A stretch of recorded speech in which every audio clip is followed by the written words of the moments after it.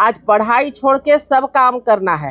रोज WhatsApp message जाता है कि आपको ये काम करना, वो काम करना। ये कभी नहीं जाता कि आपको कोर्स कंप्लीट करवाना। 1300 से ज़्यादा, 1000 से ज़्यादा जो शिक्षक हैं, जो जीरो नामांकित बच्चे हैं, वैसे विद्यालय में उन शिक्षकों को क्या करा रहे हैं आप?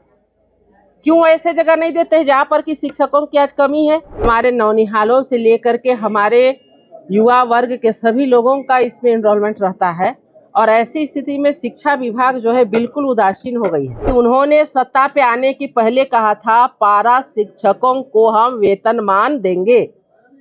क्या आज साइकिल की बात कर रही थी माननीय सदस्य। आपको भी पता है 3 वर्षों से साइकिल टेंडर प्रोसेस में लटका हुआ है, जंग लग रहा है और साइकिल को कलर करा करके फिर बच्चों को दिया जा रहा है।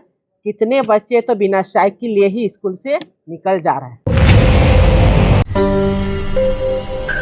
देखिए, आज शिक्षक पर कटौती प्रस्ताव लाए थे और उसी के पक्ष में बोलने के लिए खड़े हुए थे।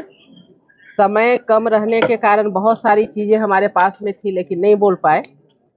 2-4 बातें आपसे हम ज़रूर शेयर करना चाहेंगे कि जब शिक्षा जैसे महत्वपूर्ण विभाग, इसमें हमारे नौनिहालों से लेकर के हमारे युवा वर्ग के सभी लोगों का इसमें एनरोलमेंट रहता है और ऐसी स्थिति में शिक्षा विभाग जो है बिल्कुल उदासीन हो गई है और उसी के बारे में 2-4 तथ्य हमने सामने रखने का काम किया। और उसके तहत आप देखे होंगे 2015 से लेकर के 19 तक की व्यवस्था, उसमें लगती थी कि शिक्षा व्यवस्था कुछ कार्य कर रहा है, शिक्षा विभाग कोई कार्य कर रहा है। स्कूली शिक्षा से उच्च शिक्षा को अलग करना, तकनीकी शिक्षा को अलग से सुदृढ़ करना, कई नियमावली बनाना, कई नियमावली में संशोधन करना। जो सबसे महत्वपूर्ण बात होती है शिक्षकों की नियुक्ति, सबसे पहली बात हमारी सरकार ने वो काम किया था, टेट का एग्ज़ाम लेने का काम किया था।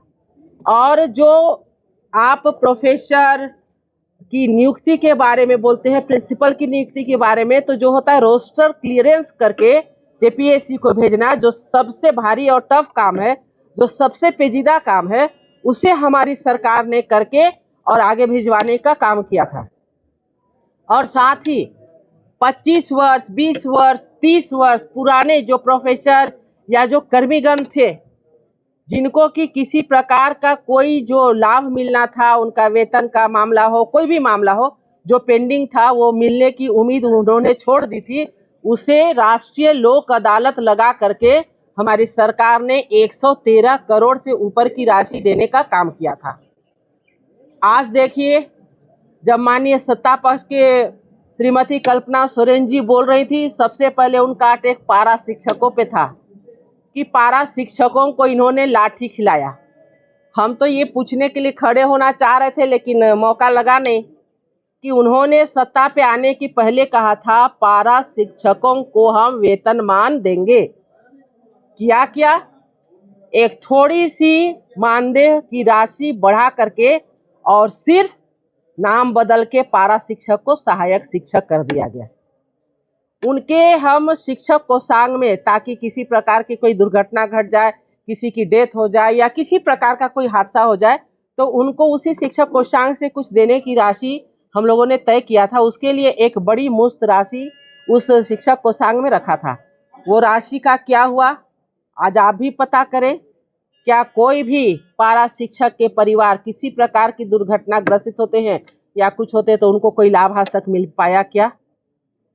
बात आई स्कूल को बंद करने की, हमने आंकड़ा के साथ बताया कितने स्कूल ऐसे हैं जिसमें एक शिक्षक के भरोसे पूरा विद्यालय, और कितने विद्यालय ऐसे हैं जिसमें कि बच्चे एक भी नामांकित नहीं है लेकिन 1000 से ज़्यादा शिक्षक उसमें कार्यरत हैं।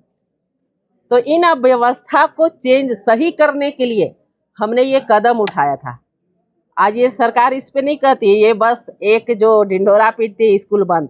अरे ये जो स्कूल हैं 1300 से ज़्यादा, 1000 से ज़्यादा जो शिक्षक हैं, जो जीरो नामांकित बच्चे हैं, वैसे विद्यालय में उन शिक्षकों को क्या करा रहे हैं आप? क्यों ऐसे जगह नहीं देते हैं जहाँ पर कि शिक्षकों की आज कमी है? साथ ही साथ कई प्रकार की अनियमितताएं आज शिक्षा विभाग में देखने को मिल रही है। आज पढ़ाई छोड़ के सब काम करना है। रोज व्हाट्सएप मैसेज जाता है कि आपको ये काम करना, वो काम करना, ये कभी नहीं जाता कि आपको कोर्स कंप्लीट करवाना है। तो बहुत सारी चीजें हैं। तारामंडल आपने देखा होगा कि नवरात्रि के समय हम खुद निर्जला उपवास करके और यहाँ पर तारामंडल का उद्घाटन करने आए थे।